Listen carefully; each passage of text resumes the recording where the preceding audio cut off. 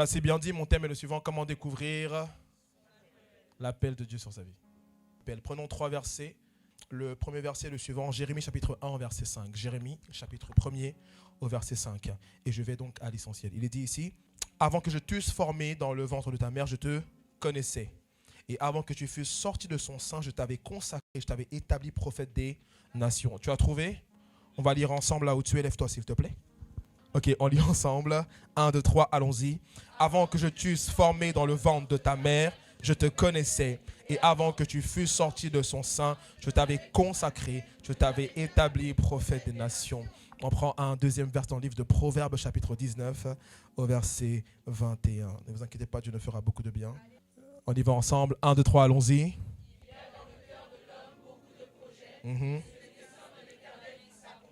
Ok, on reprend. 1, 2, 3, allons-y. Il y a dans le cœur de l'homme beaucoup de projets, mais c'est le dessein de l'Éternel qui s'accomplit. Gloire à Dieu. Seigneur, bénis ta parole au nom de Jésus-Christ. Amen. Asseyez-vous, s'il vous plaît. Écoutez-moi, comme j'ai pu le dire au premier culte lorsque vous n'étiez pas là, eh bien, je leur ai dit que j'avais à cœur d'enseigner ce message en étant assis. Parce que ce n'est pas un message que je veux enseigner afin que vos cœurs se soulèvent. Non. Je veux enseigner ce message-ci afin que vos cœurs soient dirigés. Et il y a une différence à cela. Dans le sens où il y a des messages, lorsqu'on les donne, ça vient vous galvaniser. Ça vient quelque part vous encourager. Mais à travers ce message que je vais vous apporter, eh bien, je ne veux pas seulement vous encourager. Mais je veux qu'à travers cet enseignement-là, tu puisses avoir des clés pratiques qui vont t'aider à découvrir ce à quoi Dieu t'appelle. Mais une chose est certaine et une chose est sûre. Je ne pourrai pas dire tous les points aujourd'hui. Parce que lorsqu'on parle de découvrir l'appel de Dieu, eh bien, il y a beaucoup de choses à mettre en avant. Amen. Mais je mettrai effectivement la base et ensuite je vais compléter par la grâce de Dieu. Souvenez-vous, n'est-ce pas?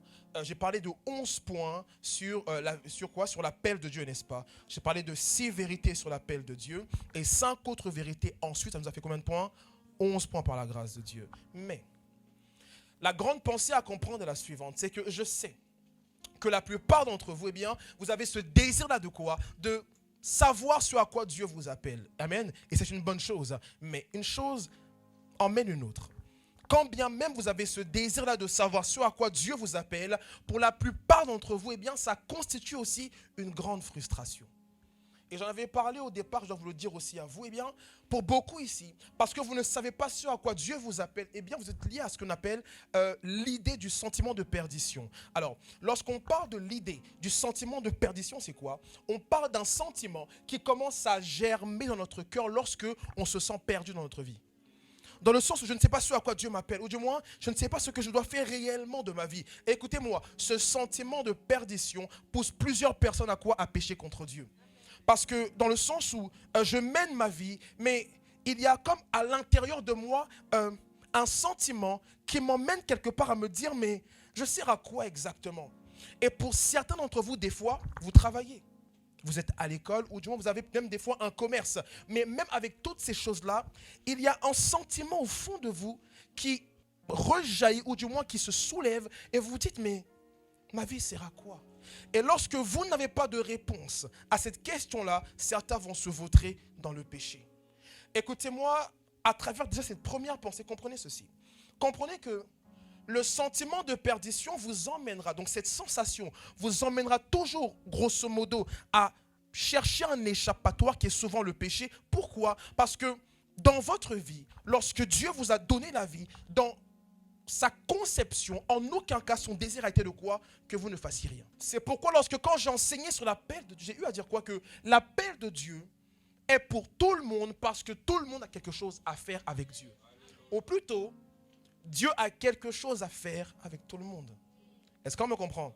Et j'ai fait comprendre aux personnes que vous devez arrêter d'apprécier votre vie sur base de ce que vos parents parfois vous disent. Certains ont l'habitude de dire non, je suis un enfant indésiré. Et lorsque vous dites ces choses-là, vous parlez plus du désir des hommes que du désir de Dieu. Et vous devez apprendre à parler selon quoi? Le désir de Dieu et non pas selon le désir des hommes. Écoutez-moi, le désir des hommes est limité. Ou du moins le désir des hommes a une date de péremption. Mais lorsqu'on parle du désir de Dieu, écoutez-moi, il est lui-même éternel. Et ce qu'il désire est éternel. Ça veut dire que lorsque tes parents vont te dire, mais lorsque tu es venu au monde, eh bien, tu ne t'es pas voulu. Écoute, garde ton cœur. Dieu te voulait. Vous m'entendez? Gardez votre cœur. Des fois, vous pouvez vous éviter des frustrations en connaissant la parole de Dieu. Ma mère m'a dit que non, elle ne me voulait pas, je ne comprends pas. Oh. Ta mère qui parle a aussi des blessures, ton père qui parle a aussi des blessures. Mais Dieu te dit qu'il te connaissait. Il dit qu'il te voulait. Et souvenez-vous, quand j'ai parlé de l'appel de Dieu, eh bien, j'ai eu à dire quoi? J'ai dit que l'appel de Dieu est avant tout un désir et une fonction.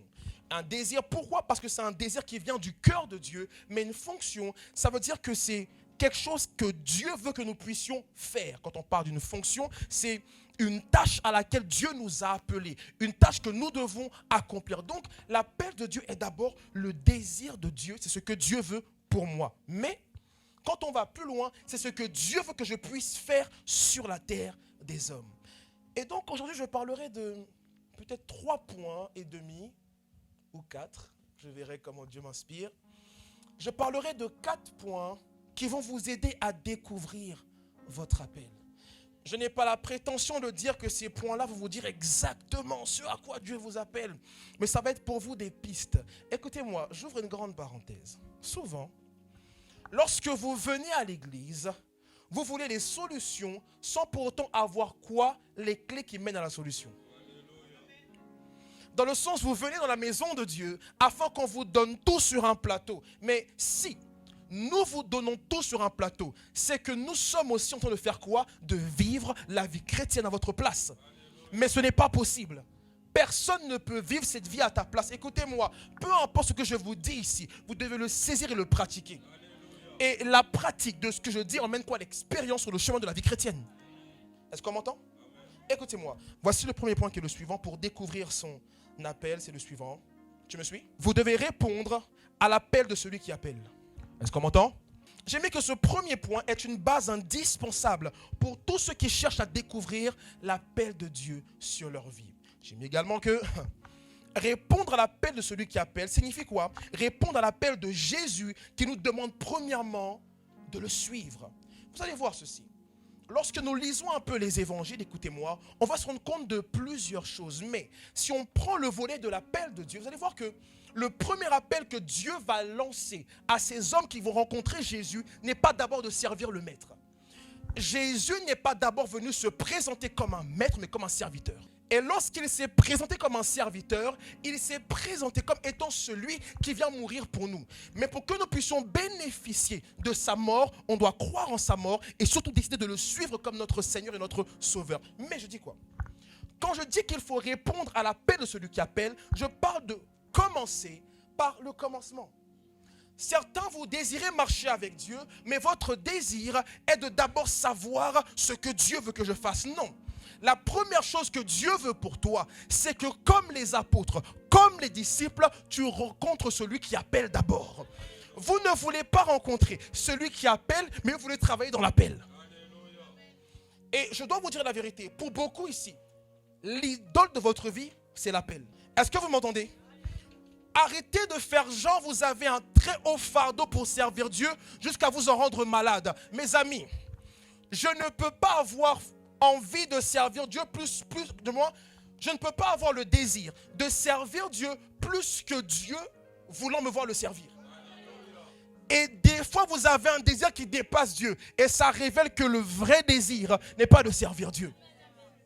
Écoutez-moi, lorsqu'on dit que vous devez répondre à l'appel de celui qui appelle, regardez les apôtres. Matthieu 4, 18, 19, 20. Ils vont se mettre à rencontrer Jésus, mais c'est lorsqu'ils vont le rencontrer, il va leur dire d'abord, suivez-moi. Il leur dit, quand bien même je ferai des choses avec vous, il dit, suivez-moi. Et très étrange, il leur dit d'abord, suivez-moi et je vous ferai pécheurs d'hommes. Mais qu'est-ce qui se passe? Il se passe que lorsqu'il leur dit cela, est-ce qu'ils ont déjà entendu la signification de pécher des hommes? Est-ce qu'on m'entend? Jésus va se promener ici et là, il tombe sur certains des premiers disciples et il leur dit, suivez-moi et je ferai de vous des pêcheurs d'hommes. On nous dit que ces hommes-là étaient quoi? Pêcheurs de poissons. Mais une personne vous dit, suivez-moi et je ferai de vous des pêcheurs d'hommes et vous le suivez. Maintenant, expliquez-nous comment on pêche les hommes. Ils ne pouvaient pas répondre, mais ils avaient l'assurance en leur futur. Pourquoi? Parce qu'ils ont rencontré celui qui est éternel.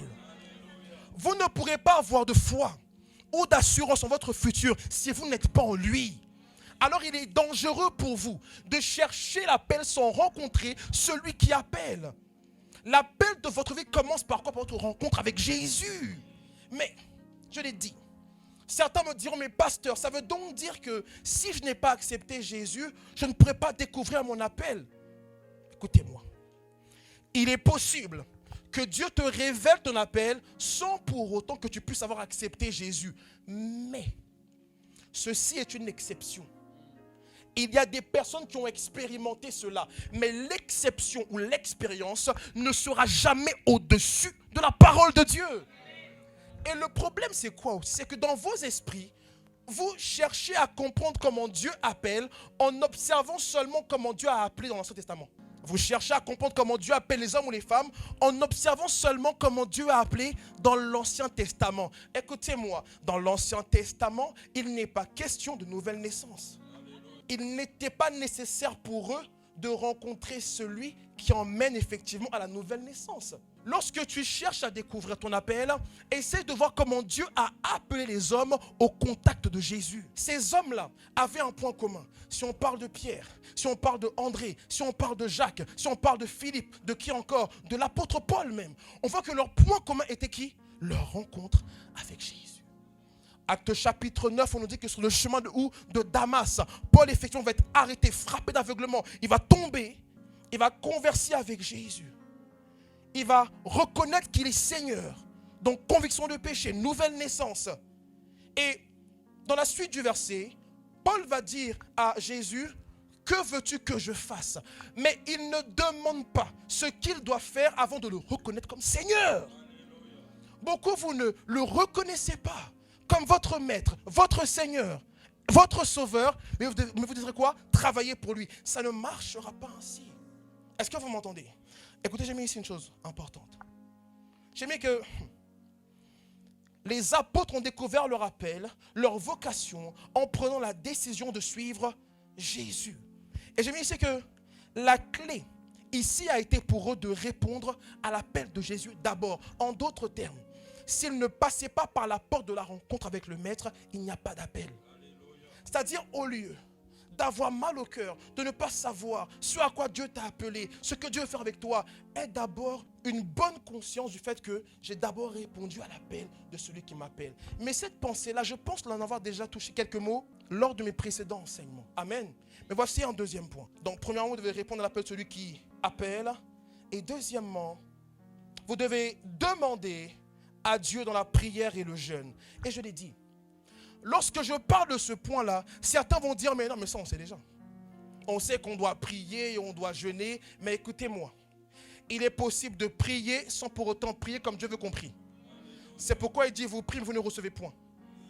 Écoute-moi, de nombreuses personnes vont me dire ici, mais pasteur, j'ai déjà prié afin que Dieu me révèle mon appel et il n'a rien dit. Écoutez-moi, si vous avez prié et il n'a rien dit, le problème ne vient pas de celui qui doit dire, mais le problème vient de celui qui demande. Avec Dieu, c'est souvent comme ça. Dieu n'a pas de souci. Écoutez-moi, Dieu veut vous parler. Dieu veut vous parler, il veut vous répondre. Mais lorsqu'on observe effectivement la vie des personnes qui aspirent selon eux à découvrir leur appel, vous passez plus votre temps à demander aux hommes ce qu'ils pensent de votre appel que Dieu. C'est pourquoi vous passez d'homme de Dieu en homme de Dieu, servante de Dieu en servante de Dieu, de inbox en inbox, mais le inbox de Dieu est vide. Et c'est une vérité. Écoutez-moi.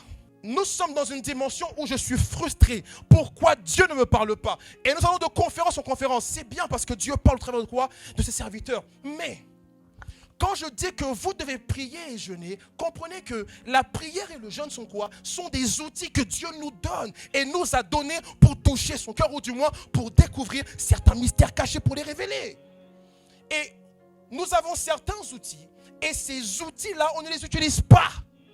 Et c'est comme si quelque part, on me donne les clés et moi j'ai les clés et je suis là. Et je me dis, mais oh purée, la voiture est fermée. Mais utilise les clés. Et vous avez les clés, vous ne les utilisez pas et vous vous plaignez. Écoutez-moi attentivement. Je veux découvrir mon appel, je vais vers les hommes de Dieu Et quand les hommes de Dieu n'arrivent pas à me dire l'intitulé de mon appel, je suis frustré. Et lorsque les hommes de Dieu ou les femmes de Dieu ne voient pas mon appel, je suis frustré. Écoutez-moi. Lorsque la parole de l'Éternel a été adressée à Jérémie, il n'y avait personne. Dieu s'est adressé à Jérémie. Écoutez-moi, de la même manière que vous êtes en train de chercher votre appel auprès des hommes, ce n'est pas là-bas que Dieu vous demande de le chercher d'abord. C'est-à-dire, écoutez-moi, et c'est un problème de la vie chrétienne. On cherche toutes choses auprès des hommes proches de Dieu, mais pas vers Dieu directement. Et vous savez pourquoi?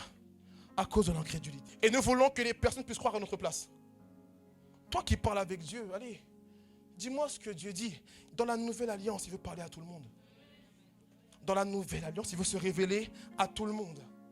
Mais écoutez-moi, j'ai eu à dire que lorsque je pose une question à Dieu et que la réponse ne vient pas, comprenez que le problème n'est pas toujours celui dont qui la réponse doit venir, mais celui qui demande. Et j'ai mis ici que de nombreuses personnes disent prier pour avoir effectivement des pistes ou pour découvrir leur appel, mais je vous dis la vérité, voici un point que beaucoup vous négligez, qui est le suivant. J'ai mis ici que celui qui aspire à découvrir son appel dans la prière doit prier sérieusement ou demander sérieusement plutôt. Demander sérieusement, c'est quoi? C'est prier avec régularité. Ça veut dire que toi tu pries lundi, Seigneur, donne-moi de la clarté par rapport à ce que tu veux faire avec moi lundi 20 janvier 2017. Et nous revenons quoi? Le lundi 22 janvier 2022. Et durant tout ce laps de temps, tu dis, mais pourquoi il ne parle pas? Pourquoi il m'oublie? Il ne t'a pas oublié. C'est que sur l'échelle qui fait monter les requêtes de prière liées à l'appel, tu n'es pas abonné. Est-ce que vous comprenez ce que je dis? C'est-à-dire pour certains, vous désirez connaître votre appel seulement en présence des autres. C'est lorsque tu vois que ta sœur vient, elle dit, levez-vous, acclamons le Seigneur, tu commences à être frustré. Et tu dis, mais pourquoi Dieu ne fait rien avec moi? Et tu as, comment dirais-je, une frustration de ne pas connaître ton appel qui dure un culte. Est-ce que vous comprenez? Tu as une frustration d'appel qui dure un culte. Dès que tu sors du culte, tu vis ta life. Alors que là où toi, ta frustration a duré un culte. Certains après le culte, Seigneur, parle-moi. Certains mardi, Seigneur, parle-moi. Seigneur, mercredi, parle-moi. D'autres jeudi, Seigneur, parle-moi encore. D'autres vendredi, dis-moi ce que tu attends de moi. Et lorsque ces personnes-là avancent avec Dieu, oh non, c'est les chouchous de Dieu. Mes amis, écoutez-moi, les chouchous de Dieu, ça n'existe pas. C'est même pas un mot spirituel ou biblique. On ne parle pas de chouchous, on parle de violent. Et tu ne manifestes pas de violence afin de quoi? D'importuner les cieux. Et tu es là, oh non, Dieu m'a abandonné. Il ne t'a pas abandonné. Écoute-moi, votre régularité dans la requête, dans la demande, révèle le désir de savoir. Écoutez-moi, votre régularité dans la demande, dans la requête, révèle que tu veux savoir ça. Imaginez une seconde. Chérie, viens s'il te plaît. Elle me dit, papa, je vais te dire un truc. Mais plus tard, moi je déteste ça. Qui n'aime pas ça aussi? Pourquoi on n'aime pas ça? Eh bien, elle me dit, oui, je te dirai plus tard. Je dis, non, dis-moi. Elle me dit, non, mais après. Je dis, non, dis-moi. À force de l'importuner, elle va me le dire. Amen. Acclamons Dieu pour mon Laurine. Mais vous n'importunez personne, ou du moins tu n'importunes pas Dieu, et tu veux que non. En gros, qu'il me révèle dans la grâce. Frère, il y a des requêtes, ce n'est pas question de grâce. Alléluia. Tout le monde ne comprend pas ce que je dis, je crois. Il y a des requêtes, ce n'est pas question de grâce. Oui, tout est grâce, c'est vrai. Mais je veux dire par là que pour obtenir certaines choses, c'est d'importuner. Parce que celui qui importune révèle en fait son hardiesse. Il révèle son désir. Il révèle sa faim. Il révèle sa soif. Et vous ne pouvez pas dire que vous êtes frustré de ne pas savoir ce à quoi Dieu vous appelle. Et tout au long de votre semaine, en dehors du culte, c'est comme si tout va bien, j'ai ma vie. Là, je vais Instagram. Écoutez-moi, si réellement tu es frustré, je vous dis, il y a des gens parfois qui quittent effectivement certains lieux pour que Dieu puisse leur parler. Ton désir de Dieu, c'est-à-dire ton désir de savoir ce à quoi il t'appelle, doit être manifeste. Par quoi? Une demande régulière. Pas de temps à autre, pas de temps en temps. Seigneur, tu dois me parler. On me comprend? Deuxièmement, par rapport à cela. Donc oui, il faut prier et jeûner, car ce sont des outils que Dieu nous donne avec régularité. Mais il y a 2 points également importants. Il faut de la patience et de la foi. Beaucoup de personnes se mettent à prier et vous allez dire, Seigneur, dis-moi ce à quoi tu m'as appelé. Il va commencer à ouvrir une première porte. Il a ouvert la porte. Tu n'es même pas encore bien rentré. Tu commences à être frustré. Le problème, c'est que vous pensez que Dieu est fast-food. Dieu, c'est pas McDo ou KFC ou encore. C'est bon, j'ai la dalle en plus. Bref. Dieu, c'est pas tout ça. Dieu prend son temps. Et dans vos esprits, Dieu doit tout me dire maintenant. Mais il ne fait pas ça. Et même si Dieu vous révèle certaines choses, il prend le temps d'en cacher. Et je l'avais dit au départ. J'ai eu à dire, regardez. Dieu appelle qui? Abraham, n'est-ce pas? Et il dit, Abraham, va dans le pays que je te montrerai. Et je leur ai dit, mais écoutez-moi, est-ce que je te montrerai, c'est un pays? Seigneur, tu as créé, tu ne connais pas que je montrerai, c'est pas un pays. C'est vers la Côte d'Ivoire. Il dit, Abraham, va vers le pays que je te montrerai. Et Abraham aussi dit, ok, je vais à montrerai. Et il s'en va. Mais écoutez-moi, Dieu lui dit, quitte tout et va. Ça veut dire que l'un des prémices de son appel, c'est le fait de quoi? De montrer à Dieu qu'il est prêt à tout pour lui. Et le prêt à tout, ce n'est pas dans la bouche. Dans le cœur, dans la bouche et dans les actions. Et Dieu devait voir cela. Et il dit, vas-y, quitte tout et voilà. Mais c'est grave comme ce que Dieu dit. Va, puis je te montrerai au fur et à mesure. Et toi, Dieu ouvre un peu une porte. Tu commences à voir que, ok, là c'est un peu plus clair. Tu es en chemin pour je te montrerai. Et tu commences à paniquer. Tu commences même des fois à douter de Dieu. Ou à t'inquiéter. Mais il dit encore une fois, il dit, les oiseaux du ciel ne sèment ni ne moissonnent. Mais il sait prendre soin d'eux. À plus forte raison, ses enfants. C'est-à-dire, vous pensez être les seuls à, comment dirais-je, être frustrés lorsque vous ne savez pas quoi faire. Parce que quand Dieu vous observe et il vous voit ne rien faire, ne pensez pas qu'il est content. Parce que lorsqu'il voit ses enfants ne rien faire, Dieu est insatisfait. Dieu n'est pas comblé. Car sa volonté, c'est de vous faire pour faire. Il faut de la patience. Dieu révèle les choses au fur et à mesure. Ceux qui ne sont pas patients généralement ne vont pas loin avec Dieu. Et comprenez que Dieu nous rend patients au fur et à mesure. C'est-à-dire lorsqu'il te dit d'aller, il sait qu'en toi il y a quelque chose qui ne veut pas aller parce qu'il y a des incertitudes. Mais souvent, les incertitudes de ta destinée sont les outils pour t'emmener quelque part à grandir dans quoi? Dans la patience et la sagesse. Mais s'il dit voilà, et puis des fois, s'il disait, ok mon fils, ma fille, va, quand tu iras, on va t'insulter, on va te frapper, on va te poignarder vers là-bas, qui va aller? On dit non, sur le chemin tu verras, ton pasteur va te persécuter, tes parents vont t'abandonner, et vers là tu manqueras d'argent. Je commence à dire ouais, l'appel, non, l'appel. Tu vas abandonner l'appel. D'autres vont dire non, les compassions du Christ, je suis prêt à souffrir pour ça. Frère, on t'a pas encore chicoté pour la cause du Seigneur. Gifler ta bouche. Tu as apprécié.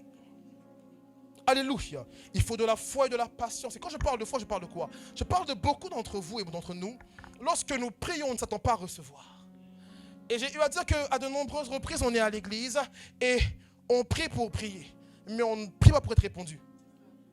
Ou du moins, on ne prie pas pour être exaucé. On prie pour prier. Il n'y a qu'à voir des fois lors de nos modérations. On prie. Et j'ai eu à le dire effectivement, pendant que nous prions, des fois tu pries de sorte que quoi? De sorte que les autres puissent voir que tu pries. Des fois même on se met à chanter pour que les gens puissent savoir que moi aussi je chante fort. Mais on est défocalisé de l'objectif. On peut chanter fort aux yeux des gens, prier fort aux yeux des gens, mais s'il ne répond pas, ça ne sert à quoi? Ça sert à quoi de faire ça? Et des fois, on va et je leur avais dit au premier qui, je leur ai dit, ça vous arrive de savoir quand vous priez un peu dans le vide. Genre, tu sais que là, tu pries pour faire genre. Ça arrive à qui? Ouais, genre, non. Ça arrive à qui? Moi, ça m'arrive. Tu es là, tu pries, mais tu sais que déjà, dans ton cœur, tu as envie d'arrêter la prière. Tu dis là, ça dure trop. On a trop fait la modération. L'adoration, lui, il dit à plein gosier, on est fatigué. Ça arrive à qui? Waouh! Et vous êtes là, on est là, on prie, Karima, et des fois même tu ouvres tes yeux. Marina, non, mais plus subtil en pire. Derima Kouria, Zonto. Tu fais genre, Remoche. Gloire à Dieu. Et je leur ai dit, des fois on est là et on fait ça, on fait genre, on fait ça. Tu sais, mais il y a qui là-haut? Ça c'est le plafond. Tellement il y a des sociétés francs-maçons, on ne sait même pas. Et des fois le pire, on est comme ça. Maintenant il y a qui là-bas? Dieu est en bas, il est comme ça. Non, là le gars il veut nous impressionner. Genre, en fait il a trop prié dans l'esprit maintenant. Genre il est dépassé par la bonté de Dieu. Et il y a d'autres spécimens, eux ils sont pires, ils te regardent. Pourquoi tu me regardes? T'es un ouf toi? Genre on prie, il est le mode.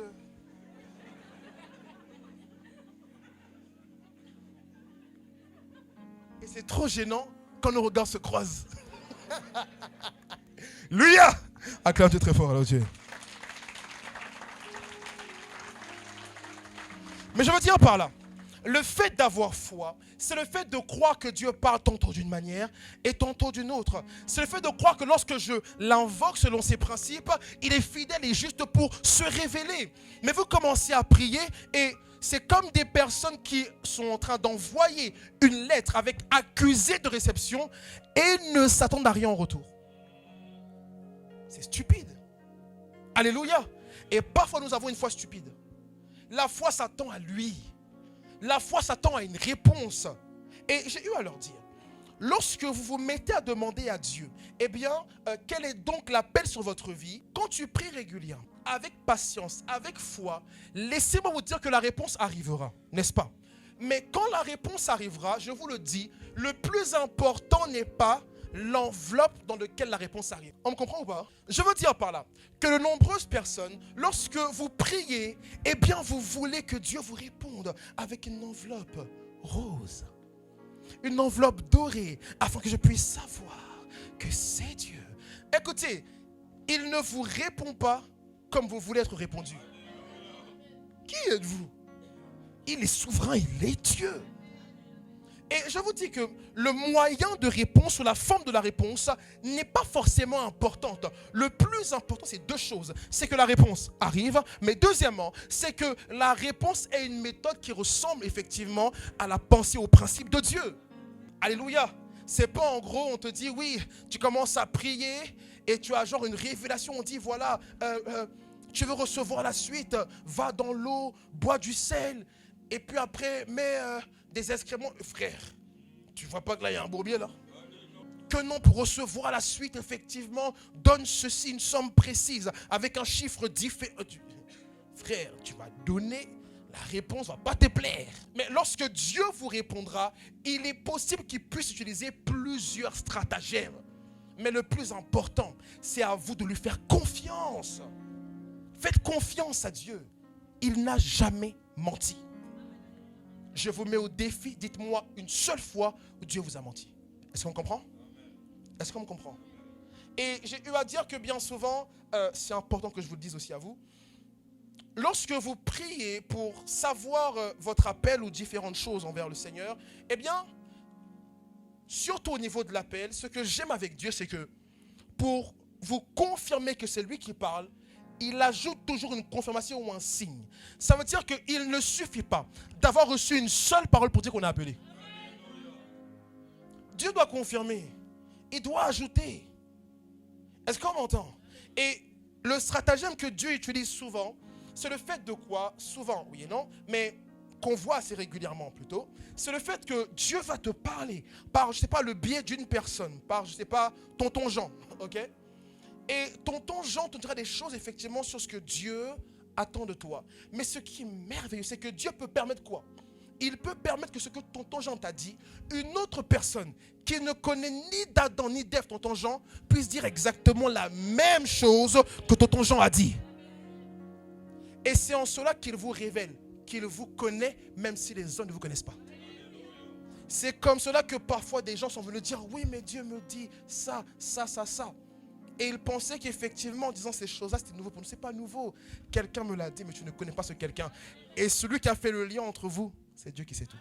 Donc des fois, pour vous confirmer votre appel, Dieu peut utiliser bien des personnes qui ne te connaissent même pas du tout. Alléluia. Est-ce qu'on me comprend? Est-ce qu'on me comprend? On va avancer. J'ai mis que la prière et le jeûne sont des outils clés pour chercher et trouver ou encore pour demander. Et prenons Acte 9 au verset 7. Est-ce que ça va? On va commencer au verset 4. Il est dit ici. Il tomba par terre et il entendit une voix qui lui disait « Saul, Saul, pourquoi me persécutes-tu » Il répondit « Qui es-tu, Seigneur ?» Il est bizarre, « Qui es-tu, Seigneur ?» Et le Seigneur dit « Je suis Jésus que tu persécutes et il te serait dur de regimber contre les aiguillons. » Tremblant et saisi d'effroi, il dit « Seigneur, que veux-tu que je fasse ?» Et j'ai eu à dire qu'à ce moment-là, on va se rendre compte que l'apôtre Paul est dans les prémices, effectivement, de quoi? De sa nouvelle naissance. Mais à ce moment-là, il va également poser une question au Seigneur. Écoutez, vous devez apprendre à poser des questions à Dieu. Et ayez même un carnet de réponses. Le problème, c'est ça. Vous ne notez rien de ce que Dieu vous dit et vous finissez par dire que Dieu n'a rien dit. C'est pourquoi, lorsque vous recevez des prophéties, des paroles de connaissance, même certains songes, il faut les écrire. Mais vous n'écrivez point. Et lorsque les temps difficiles se manifestent, oh Dieu m'a abandonné. Mais parfois, prends le temps de t'asseoir, ouvre ton cahier et regarde ô combien il a été fidèle jusqu'à ce jour. Et ici, on nous dit que l'apôtre Paul, qu'est-ce qu'il va faire? Eh bien, il va poser une question. Il va dire, mais que veux-tu que je te fasse? Que veux-tu que je fasse? Vous devez apprendre à poser de telles questions à Dieu. Que veux-tu que je fasse pour toi? Non pas, j'ai un projet, Seigneur, bénis-le s'il te plaît. Non. Que veux-tu que je fasse dans ma génération? Que veux-tu que je fasse pour toi dans ma ville? Que veux-tu toi que je fasse? Est-ce que vous m'entendez? Et j'ai mis une chose est sûre. Si la question est posée, la réponse arrivera. Alléluia. Voici mon troisième point qui est le suivant. Pour découvrir votre appel, soyez actifs dans l'église de Dieu et dans le monde séculier. J'ai mis une base qui est la suivante. Dieu ne révèle pas le appel aux paresseux. Dieu ne révèle pas le appel aux paresseux. Je veux dire quoi par là? Comprenez que Dieu ne vous dira pas rapidement ce à quoi il vous appelle si vous êtes des paresseux. Parce que comprenez que l'appel est une fonction. Et quand on parle de fonction, on parle de tâche à accomplir. Quand on parle de tâche à accomplir, on parle de faire un travail. Et comment est-ce qu'on peut dire à des paresseux de travailler? Les paresseux font de très mauvais employés. C'est pourquoi certains frères, vous priez, vous jeûnez, certaines sœurs, c'est vrai, vous êtes au chômage. Et certains ici ont des positions qui pourront vous faire du bien. Mais on sait que tu es paresseux. On ne peut pas te pistonner, frère. Prie autant que tu veux. On ne te pistonnera pas. Change, sois actif. Écoutez, si nous prenons plusieurs jeunes dans la parole de Dieu, à commencer par Joseph, il est dit que Joseph, Genèse 37, 1 à 2, était quoi? Il faisait paître les troupeaux de son père. Mais écoutez, c'est pendant qu'il travaillait qu'il a eu un songe. Vous, dans vos esprits, il faut seulement dormir pour avoir un songe. Je dors. Ou non, je prie, je jeûne et après je dors. Tu as prié, tu as jeûné. Les songes, même tu les oublies quand tu te réveilles. Joseph était auprès de son père et il faisait paître le troupeau. Et alors qu'il allait s'endormir, après avoir travaillé, Dieu lui révèle sa destinée. Ici, nous avons Joseph. Il n'est pas devenu pasteur, hein, non, attention. Mais il avait un appel qui devait compter dans sa vie et qui devait compter pour le pays. Et lorsque Dieu a commencé à l'élever, on voit que Dieu n'a pas élevé un homme qui n'aimait pas travailler. Regardez. Nous aimons souvent dire, oui, mais Joseph a été en prison et même dans la prison, Dieu l'a distingué. Écoutez-moi, Dieu, souvenez-vous, a permis que Joseph soit envoyé chez Potiphar, n'est-ce pas? Et quand il a été chez Potiphar, il a dit quoi? Que Joseph réussissait dans tout. Pour réussir dans tout, il faut travailler. Vous êtes souvent en train de dire que Dieu vous a abandonné. Mais comment pourrez-vous voir que Dieu est avec vous si vous ne faites rien? Ce n'est pas possible. Et de nombreuses personnes sont abonnées à pleurer que Dieu n'agit pas, Dieu ne fait rien. Mais comprenez qu'avec Dieu, il y a un travail qui se fait dans le spirituel. spirituel, mais un travail aussi dans le physique. Et dans le monde physique, tu ne fais rien, mais tu pries beaucoup. C'est bien, continue comme ça. Tu pries beaucoup et tu pleures que quoi? Que Dieu ne te parle pas. Frères, sœurs, tous ces jeunes qu'on verra que Dieu a utilisés, qu'est-ce qu'ils ont eu comme point commun? Ils travaillaient. Nous avons aussi qui? Gédéon. Écoutez-moi, Gédéon, Genèse 6, Juge 6 au verset 11, il dit que il battait du froment au pressoir pour le mettre à l'abri de Madian. Et pendant qu'il travaillait pour son peuple, l'ange de l'Éternel est descendu et lui a donné une parole. Il lui a dit, vaillant héros. C'est quand même étonnant. Ça veut dire que lorsque l'ange s'est présenté, il n'a pas nommé Gédéon par son nom. Il l'a nommé par sa fonction. Le problème, c'est quoi? C'est que vous pensez que Dieu ne vous regarde pas. Souvenez-vous, il va dire à qui? À Samuel. Va chez qui? Chez Isaïe. Il dit, j'ai vu celui que je désire pour roi. Ça veut dire que Dieu vous observe. Dieu vous regarde. Dieu nous regarde tous. Il voit ce qu'on fait quotidiennement. C'est pourquoi parfois nous venons ici, pasteur, non mais j'ai prié, Dieu n'agit pas. Il y a des choses que je ne vois pas. Mais Dieu voit tout. Et lui seul parfois c'est pourquoi il ne répond pas. Ah, vous êtes fâchés, on dirait aujourd'hui là. Vous êtes fâchés? Vous comprenez ce que je dis? Je sens des gens fâchés. On s'en fout de ça. Écoutez-moi attentivement. Dans le livre de Juges, Gédéon protégeait, c'est-à-dire il travaillait à garder la récolte, du moins, de son pays ou de sa famille, n'est-ce pas? Des envahisseurs. Et pendant qu'il travaillait, pendant qu'il se rendait utile, certains vont dire, oui mais est-ce que vraiment c'est mon appel de faire ça? Est-ce que vraiment travailler là-bas? Écoutez-moi, l'appel de Gédéon n'était pas forcément de garder les récoltes. Mais Dieu l'avait appelé à être un vaillant héros. Mais dans ton travail actuel, même si ce n'est pas un travail soi-disant spirituel, il y a les prémices de ce à quoi Dieu t'appelle. On va le voir au fur et à mesure. Gédéon travaillait. Et Dieu l'a appelé parce qu'il quoi? Il travaillait aussi. Poursuivons. Nous avons également le roi Saül, histoire merveilleuse. Il est dit que lui aussi, il faisait paître le troupeau de son père. Et à un moment, certaines des ânesses de son père ont été perdues. Et qu'est-ce qui va se passer? Eh bien, il va se mettre à la suite, du moins à la recherche de ces ânesses en question. Et lorsqu'il va aller en chemin, donc 1 Samuel chapitre 9, 3 à 17, lorsqu'il ira en chemin, il va se dire, bon, ils étaient deux. Le roi, c'était Saül autrefois, et son serviteur, il va dire, bon, comme on ne trouve pas forcément les ânesses, c'est mieux qu'on rentre. Et le serviteur à côté va dire quoi? Non, ne rentrons pas, continuons. On m'a parlé d'un prophète qui voit certaines choses, il peut nous aider, etc. Je paraphrase. Il va dire, ok, allons-y. Et lorsqu'ils vont aller, ils vont poser des questions à savoir où est le prophète en question, où est ce fameux voyant. Ils vont rencontrer des jeunes filles, elles vont dire, oui, il est là-bas, allez-y, mais dépêchez-vous. Et lorsqu'ils vont aller, la Bible dit qu'avant même que Saül arrive, un jour avant, Dieu avait parlé à Samuel en disant que je t'enverrai celui qui sera roi sur mon peuple. Ça veut dire qu'il a découvert son appel en travaillant. Vous comprenez ou pas?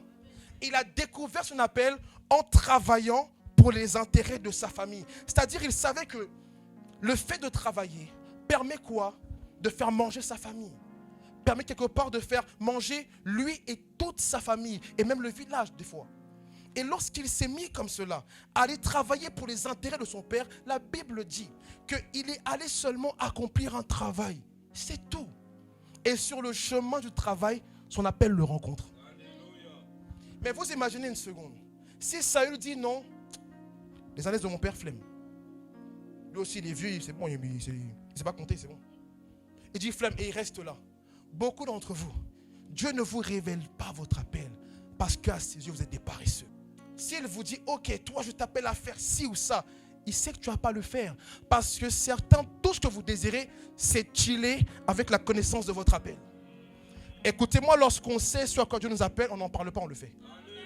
D'autres parlent trop. Moi, c'est-à-dire des conversations d'appel.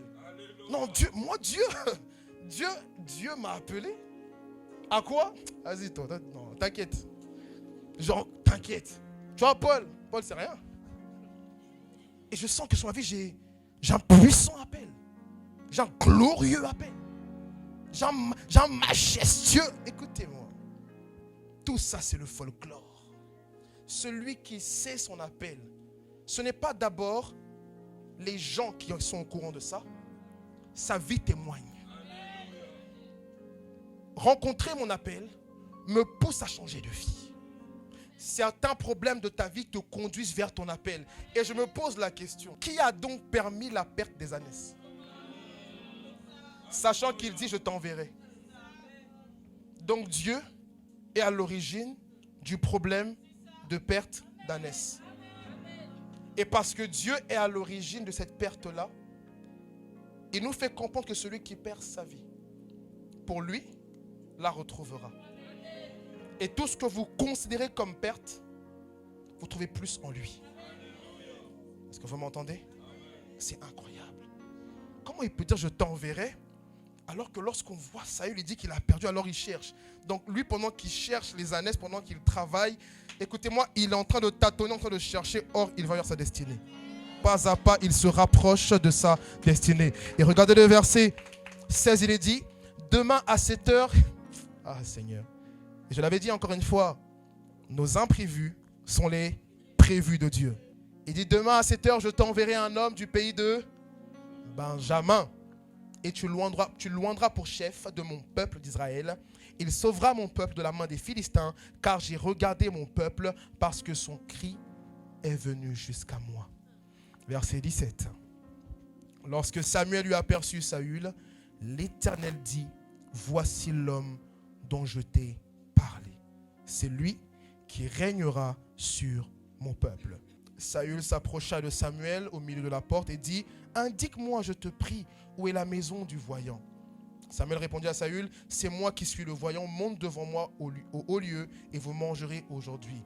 Bref, l'histoire est assez longue mais tellement édifiante. Il n'avait pas forcément prévu d'accomplir, du moins de rentrer pleinement dans son appel ce jour-là. Mais tout ce qu'il faisait, c'est de refuser la paresse. Ça veut dire en d'autres termes, la paresse est un tueur d'appel. Lorsque vous acceptez de ne rien faire de vos journées, de ne pas travailler, de ne pas aller à l'école, de ne pas étudier. Écoutez-moi, même si tu as choisi la mauvaise filière, là-bas, il y a un truc à apprendre. Et ça, vous devez le comprendre. Et pour de nombreuses personnes, eh bien, vous vous cachez derrière l'appel de Dieu pour ne rien faire de votre vie. Quel est donc cet appel au ministère qui vous pousse, soi-disant, à ne plus travailler comme ça? Si nous regardons d'un peu plus près, l'histoire de Jésus. Est-ce que Jésus a commencé à prêcher de 0 à 30 ans? On va se rendre compte qu'il a commencé à 30 ans, n'est-ce pas? Et avant de commencer, la Bible ne cesse de relater qu'il était quoi? Fils de charpentier. Ça veut dire que dans sa famille, on pratiquait ce métier-là. Jésus l'a aussi pratiqué. Mais je vous pose une question. Est-ce que être charpentier était l'appel de Jésus? Son appel était de mourir à la croix. Et pourtant, il a travaillé. Mais pour certains jeunes, vous pensez que non, parce que l'appel est trop fort, je dois arrêter de travailler. Écoutez-moi, même si l'appel est authentique, même s'il est de Dieu, même s'il est vrai, il y a un temps de manifestation. Vous n'acceptez pas le temps de formation, mais vous êtes pressé pour la manifestation. Et puis je vous l'ai déjà dit, ce n'est pas à vous de décider au moment auquel vous rentrez dans le temps de manifestation. C'est Dieu qui, je vous dis, quand Dieu vous dit c'est le temps, personne ne pourra vous retenir. Et quand Dieu vous dit que c'est le temps, il y a la provision également. La provision est surnaturelle. Je me souviens, quand j'ai senti dans mon cœur que je devais arrêter de travailler pour servir Dieu, j'ai d'abord patienté.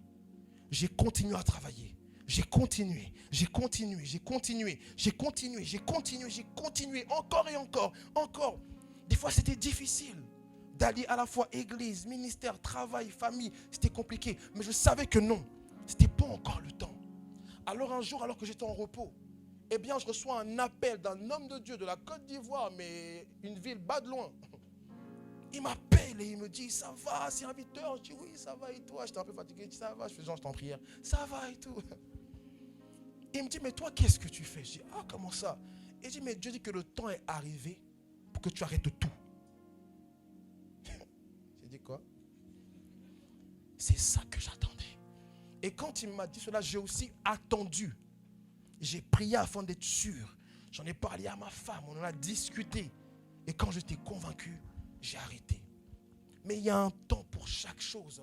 Beaucoup ici, vous pensez que non, parce que Dieu m'a appelé dans les 5 ministères, j'arrête tout maintenant et je vais évangéliser. Mais quelle est donc cette baliverne? Vous allez évangéliser, vous mangez quoi le soir chez vous? des nouilles chinoises, des gâteaux, des napolitains, des brownies, et tu es content. Et tu es heureux au nom. Le juste vivra par la foi. Quelle foi? C'est de la bêtise. Quelle foi? Une foi qui rend misérable comme ça? Prenons Daniel. Daniel chapitre 1. Chapitre 1, verset 6, vous avez. Prends le verset peut-être 3. Il est dit ici qu'on parle de Daniel ici. Le roi donna l'ordre à un nom compliqué, on va passer, chef des eunuques, d'amener quelques-uns des enfants d'Israël de race royale ou de famille noble. Poursuivons. Et du coup, ici on parle de quoi? De ces personnages qui ont été pris en captivité. Amen. Et ici, quelque chose qui m'a choqué, c'est la manière, du moins la base sur laquelle ces personnages ont été choisis. On dit quoi? D'abord de jeunes garçons. Il dit parce que les jeunes ont plus de force, plus de vigueur. Donc ça veut dire qu'un jeune qui ne fait rien de sa vie n'est pas dans le plan de Dieu. Il dit quoi ensuite? Sans défaut corporel. Il y a 2 points ici. Il parle de l'aspect de l'exercice physique, mais eux, autrefois, ils ne voulaient pas de personnes handicapées, tout simplement. Amen. Mais Dieu ne fait exception de personne. Il dit ensuite beau de figure qui prennent soin d'eux. Toi, tu pries, tu jeûnes. Non, mais écoutez, il y a une spiritualité qui est aussi très étrange. Tu pries, tu jeûnes et tu es sale.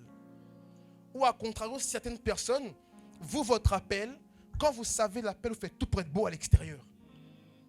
Parce que c'est autrefois qu'on voyait les gens, voilà, ils sont consacrés, ils sont un peu ça, ils sont un peu moches. Mais maintenant, ça a changé.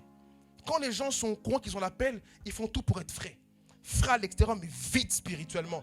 Et ça fait que les sœurs, elles sont là, il a l'appel. Et toi, ma sœur, 2-3 versets tombent dans le panneau. Parce qu'il est frais. Il est frais, parce qu'il connaît réellement Dieu. Oh non, il est frais. Il craint Dieu. Ça veut dire quoi, craindre Dieu réellement? Non, il craint Dieu. Il craint Dieu par rapport à quoi? Par rapport à quoi? Vous avez prié 2 fois ensemble, il a tremblé, ou il a prophétisé, c'est ça? C'est ça, il craint Dieu?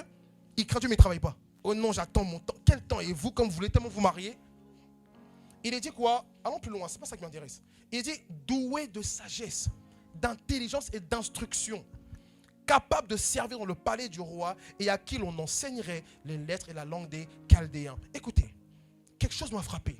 La plupart des choses qu'on demande, c'est effectivement des personnes qui ont de la connaissance, de l'intelligence, qui peuvent travailler, qui peuvent servir, qui peuvent se débrouiller. Mais aujourd'hui, dans les choses de Dieu, les jeunes qui veulent servir Dieu sont abonnés à la procrastination, abonnés à la paresse, abonnés à je ne fais rien, j'attends tout et mon avenir, Dieu seul sait. Quoi? Regardez un peu ces personnes-là. Dans leur nombre de jeunes garçons, il y avait Daniel. Souvenez-vous de lui. Il y avait Daniel. Et la Bible nous fait comprendre que lorsqu'il va être emmené, il va vivre tellement de péripéties. À un moment, Dieu va l'élever au-dessus des hommes qui étaient autour du roi.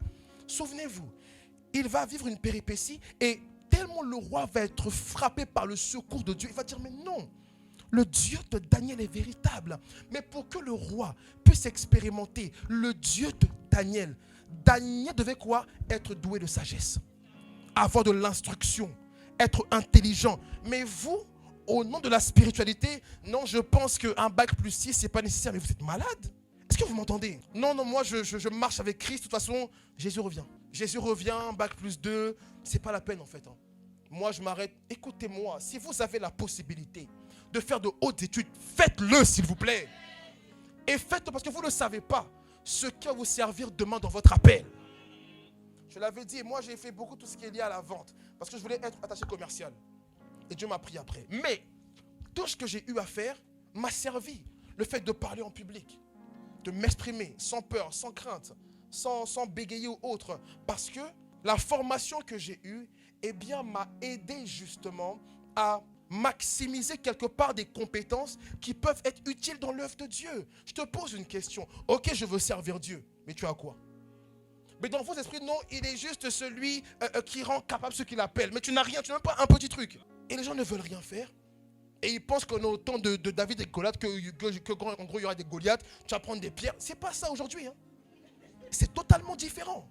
Il y a des compétences que tu as pu acquérir dans des formations, dans tes études, même dans certaines fonctions professionnelles que tu n'as peut-être pas aimées, mais ça te servira demain pour servir le Seigneur. Est-ce que vous m'entendez? Et il y a d'autres personnes aussi, je finirai par là. Vous vous dites, ok, moi j'ai compris, je dois vraiment me donner à fond dans ma carrière séculière, etc. Mais vous négligez la maison de Dieu. Prenons Actes chapitre 13 et je finirai par là. Seigneur, donne-moi mon appel. Je me lève le matin, parle-moi de mon appel. Quand j'ai fini de prier, je me mets en caleçon. Je me mets sur le canapé, je regarde Power. J'ai fini Power, je regarde quoi? Je regarde Power avec son enfant. Power avec l'autre là. Quand j'ai fini, je joue un peu à la play. Quand j'ai fini, je suis sur les réseaux. Quand j'ai fini, je mange. Ah Seigneur, l'appel. Voilà. Tu pries même, tu rotes des fois. Seigneur, parle-moi de l'appel. Bon. Et vous pensez que Dieu appelle des paresseux. Et regardez même dans l'appel de l'apôtre Paul. Et je l'avais dit, il avait un zèle amer. Mais Dieu savait qu'en le prenant, c'est-à-dire, regardez bien, tout ce qu'il faisait, c'était incroyable. Il était prêt à se lever tôt, à aller demander de l'aide pour aller tuer les chrétiens, pour aller les persécuter. Mais Dieu s'est dit, mais une personne ainsi entre mes mains. Une personne ainsi entre mes mains. Et on a vu ce qu'il a fait. Et regardez bien que l'apôtre Paul avait des compétences en littérature, en langue, en intelligence. Et Jésus sait pourquoi il appelle telle personne. Il n'appellera pas seulement des pêcheurs de poissons. Il faut de tout. Mais ne pensez pas une seconde que votre formation professionnelle n'est pas utile à l'œuvre de Dieu. Et ça fait qu'on a beaucoup de chrétiens qui sont à la base de grandes choses dans le monde. Mais on dit non, l'église est en retard parce que les gens ne mettent rien au profit de l'œuvre de Dieu. Tu sais chanter, c'est pour le monde. Tu sais faire de la communication, l'église n'en bénéficie jamais. Et nous, tout ce qu'on fait, c'est qu'en gros, non, c'est l'église de Dieu, on se contente de ce qu'on a. Voilà, le peu qu'on a, c'est pour la gloire de Dieu. Hein. Et on est content de ça. Et quand on va dans des grands hôtels, on est heureux. Oh, l'hôtel, il est magnifique. Mais quand on parle de bâtir la maison de Dieu, ah non, il faut être humble. C'est satanique de penser ainsi.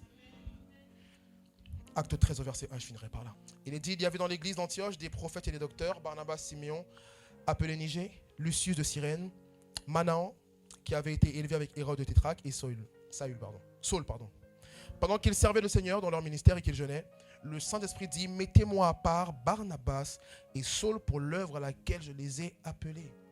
Ce n'est pas que pendant qu'ils venaient seulement à l'église, pendant qu'ils s'asseyaient, pendant qu'ils demandaient rendez-vous sur rendez-vous, pendant qu'ils servaient le Seigneur.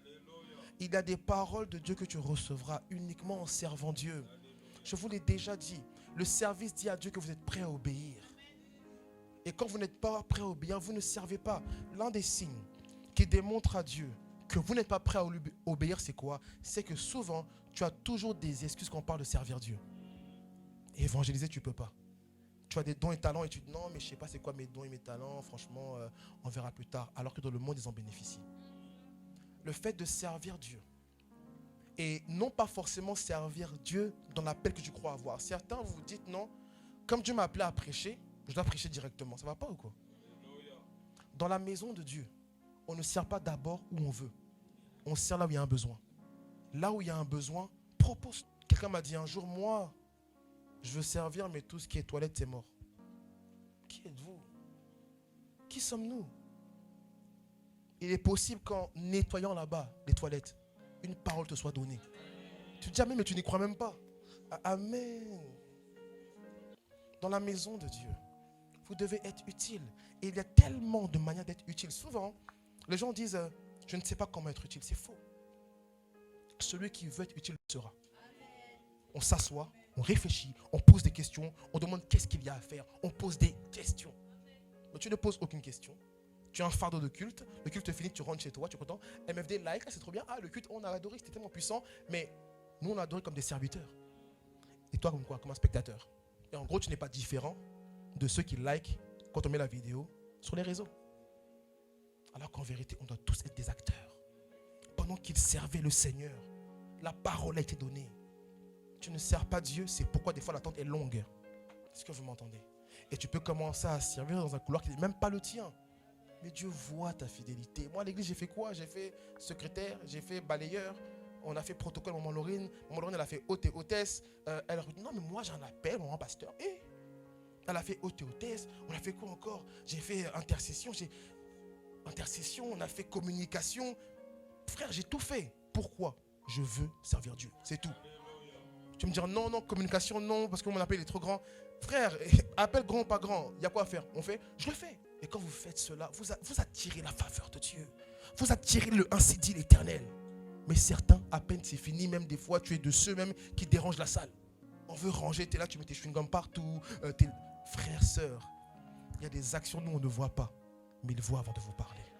Alléluia, acclamons Dieu très fort. Et nous avons fini. J'aimerais finir sur ce point-là. Il y a aussi une autre manière, je développerai cela dimanche prochain, peut-être si Dieu veut, de découvrir son appel. Il y a encore 3-4 points que j'ai. Vous devez servir un homme de vision dans sa vision pour que votre appel soit révélé. Ça, c'est essentiel. Parce qu'une vision est un projet global ou spécifique de Dieu. Ou du moins, une vision est un projet qui vient de Dieu. Et quand vous servez un homme de vision, je parle d'un homme qui est déjà accompli dans sa vision ou qui travaille déjà, qui a déjà établi sa vision. Quand vous vous mettez à travailler dans la vision, une vision est liée à quoi? À des tâches, des fonctions, à des besoins. Et quand vous travaillez comme cela, vous travaillez comme ça dans la vision d'un homme de Dieu ou du moins dans la vision d'une personne quelconque, comprenez que en travaillant dans une vision, Dieu peut vous révéler votre appel à vous. Des fois, lorsque vous ne travaillez pas dans une vision, c'est pourquoi vous ne savez rien de ce que Dieu attend de vous. Que ce soit dans le domaine pro ou alors dans le domaine spirituel. Certains, ici, votre désir, c'est quoi? C'est commencer à entreprendre. Mais tu as bossé pour qui avant? Et vous pensez être tellement intelligent. Non, moi, je vais entreprendre. Moi, les patrons, j'en peux plus. C'est bon, je peux plus. Mais tu as bossé 1 an. Est-ce que tu étais sous quelqu'un? Est-ce que tu as servi quelqu'un? Le fait de servir une personne donne de l'expérience, mais aussi, si je parle du domaine spirituel, servir quelqu'un ouvre des portes. Comprenez que servir une personne n'est pas une honte, mais c'est une preuve de grandeur. Il y a des portes qui vont s'ouvrir uniquement si vous décidez de servir quelqu'un. Alléluia. Acclamons Dieu très fort, s'il vous plaît. Acclame Dieu très fort, très fort, très fort, très fort. Lève-toi et acclame Dieu très fort, s'il te plaît. Prie avec moi. Dis Seigneur Jésus-Christ, je m'en remets à toi. Selon la parole de ton serviteur, je veux découvrir mon appel. Assurément, j'ai eu à me tromper dans la manière de découvrir mon appel. Mais maintenant, j'ai des clés. Et avec ces clés, je crois que je découvrirai l'appel de ma vie. Ton serviteur a parlé. Et qu'est-ce que toi tu dis? Ne me laisse pas rentrer chez moi avec une frustration de culte. Avec une frustration de culte. Mais donne-moi de chercher avec violence, avec persévérance, ma raison de vivre et le pourquoi tu m'as mis sur cette terre des hommes. Au nom de Jésus-Christ, acclame Dieu très fort.